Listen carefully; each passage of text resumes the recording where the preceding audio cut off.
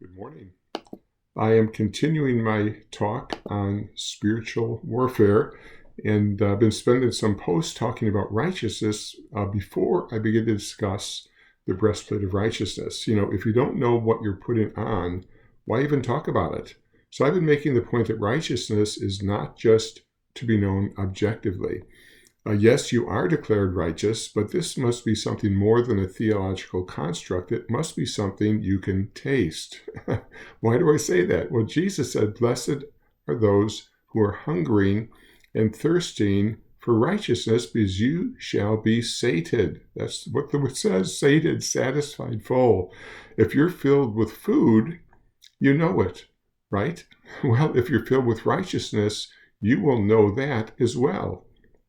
Of all natural creation, you and I are the only creatures made with the ability to be self-aware, to know yourself in a certain way. It may be right, it may be wrong, but you have an opinion of yourself. This is important. You know yourself in a certain way, and what you believe about yourself greatly affects how you respond to life.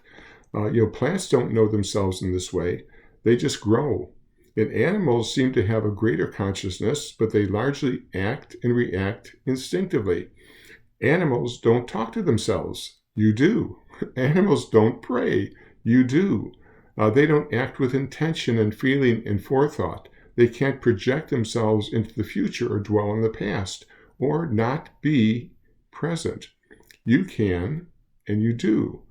You were made in God's image with the ability to think, to project, to consider ramifications, and you can also justify yourself or condemn yourself. And as Christians, you can believe something to be true about God, about life and yourself, but not really.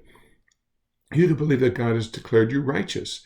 But when life happens, that is, when the wind blows and the sun beats down, and does your sense of righteousness evaporate like the morning dew? If your sense of self is shaken when life shakes you, that's a real indication that what you believe is more heady than hearty. Righteousness is an identity, but for most, it is just a word. So what is righteousness? A definition dropped into my heart this week, and I want to share that with you. And it's not so much a descriptive definition, but an operational one. An operational definition is more concerned with how it affects the person, the processes, as it were, the person declared righteous, than what's found in a dictionary. So what does righteousness look like in the lives of those who know that they are righteous? Well, I'm going to consider three people. The first two are the two representative men, Adam and Jesus. They're the bookends of humanity. Adam, the first man, and Jesus, the second Adam. Both entered the world righteous. One fell, the other rose. Both experienced a sense of wholeness, of rightness, which can be yours in growing measure here in this life because of what Jesus did. Adam experienced his in the perfection of the garden. Before that moment, he began to know something against himself. Jesus experienced his right sense of self in the eternal presence of the Father. Now, to make a distinction, Adam's righteousness was imparted or given to him, just like yours. Jesus' righteousness, however, is inherent. It's his essence. So what did Adam and Jesus experience? Just this. Here is a definition, and it's the resounding, reverberating, spirit-penetrating words, "You are my beloved Son, in whom I delight." This is the best definition of righteousness because righteousness is a verb, even though it looks like a noun. And your righteousness is always found in relationships, even if it's your own self-righteousness. You're righteous in your own eyes. Righteousness is found in the approval of another's eyes. You know that feeling when you are about to come home to a wife who's not happy with you? Well, turn that inside out, and that is the sense of righteousness.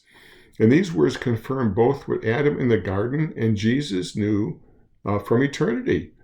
First, they both knew that they were wrapped in the love of God. And you, my friend, are also loved that way.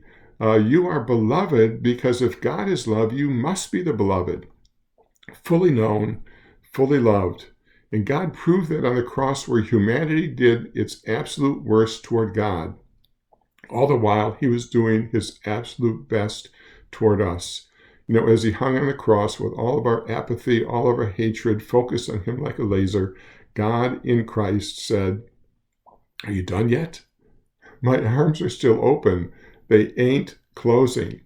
This is Father's heart toward you, because God does not have different categories of sons or daughters, only one, and that's a Jesus kind of son. His heartfelt expression toward Jesus is the same heartfelt expression toward you. It's just that Jesus knew it. Then second, you are not only loved but significant. You were created with two soul needs, two great soul needs, to know that you are loved and to know that you aren't junk.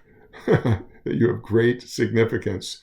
In this little declaration, Jesus was told that he was both loved and without compare, unimaginably important, no one who could take his place, and no one can take your place. And your significance is wrapped up in sonship. Our Western cultural experience has largely minimized fatherhood and sonship. Personally, I never felt my dad added much to my life. In fact, I felt he took a lot away. And in doing so, I didn't value being a son as I ought. But if I were living in biblical times, I would have been known as the son of Stanley. Jesus told Peter, "You are Simon, the son of John." My identity would have been wrapped up in my dad, and I would have proudly bore that name and tried to live up to it. But beloved, you are a son of God. Let that sink in, a son. And I've been opening up my heart more and more to this. And this sort of awareness does not produce pride, but a godly humility. But not only loved, not only uniquely important, but you're also so intriguing to God that he can't stop thinking about everything you. You know how it feels when someone gets your humor, or lack of it. You know how you are when someone shows genuine interest in you. Well, God is tickled with you. This should disarm. This should disturb and discombobulate you, just like it did David. David said, as he thought about God's intense interest in the human race, he said, "What is man? What is man that you are mindful of him, and the Son of Man that you should visit him?" The thought of you so overwhelms God that he can't help himself. Forgive my crassness, but this is Tom's interpretation of this verse. Who am I, O God, that you should turn your head when I walk by, and then turn around and stalk me? Pre-fallen Adam and Jesus both heard God's heart toward them, loved, uniquely positioned, and delightfully delighted in.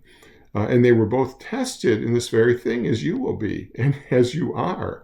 Adam was coming to know himself as he walked with God in the cool of the day. Adam, I made you in my image. You're the closest thing to being like me. There's no more than a paper's width between you and me. Not even the angels are like me, but you are. And then the serpent slithered into Adam and Eve's mind. You can be like God, as if she and Adam weren't. And Jesus was driven to the wilderness immediately after God announced to the world the identity of Jesus, his son. But there, he, like Adam, was tested. But where Adam failed, Jesus didn't. The devil prefaced everything he said to Jesus with, "If you are a son of God." He insinuated that Jesus wasn't who God said he was. But Jesus didn't take the bait. If I am the Son of God, so I don't need anything from you, go away. You too are the beloved of God, a son, a daughter of the Jesus kind. These words are spoken about you, to you. But circumstances will tell you that this is not true. The devil will also drop doubts in your mind. That's what he does. He will use what you do, those things that you do against you. But you need to hold on to this sense of rightness, come hell or high water. Beloved, you're to be like David. He was an Old Testament saint who lived in the New Covenant. While others around him thought God had set up barriers to keep his distance, and that God's favorite word was no, David heard one big yes. Barriers, what barriers? David even took the ark of God's presence, which was mandated to be behind rituals and veils. David took that, the presence of God, which is so holy, people died from touching it. He took that into his home, and God was thrilled. Look it up. He knew that he was right with God and with himself. And so when he's saying, in the shadow of your mighty wings, I will rejoice, he wasn't kidding. The golden cherubim with their outstretched wings were in his house unveiled. This is the effect of righteousness. This is the righteousness lived out. The righteous are as bold as a lion. Let me end this by reading a few verses from Psalm 139 to show you what the inner awareness of righteousness looks like and what you're to put on, right? This is God's hope for you, that you would know yourself this way. Psalm 139 says, David says, God, you know me thoroughly. My bones were not hidden from you when I was made in secret and stitched together in the depths of the earth. Your eyes beheld me when I was inside the womb. All the days ordained for me were recorded in your scroll before one of them came into existence. Listen to this now. How difficult it is for me to fathom your thoughts about me, O God. When I try to grasp this, it overwhelms me. If I try to count them, they would outnumber the sands of the sea. And when I finish counting them, there you are. And there you are. And there I hope you are. Next time I will explain how this sense of rightness becomes real in you. And you can be filled with a self-awareness that you're loved, that you're significant, that you're even intriguing to God, that you delight the one who loves you more than you can imagine. Till next time.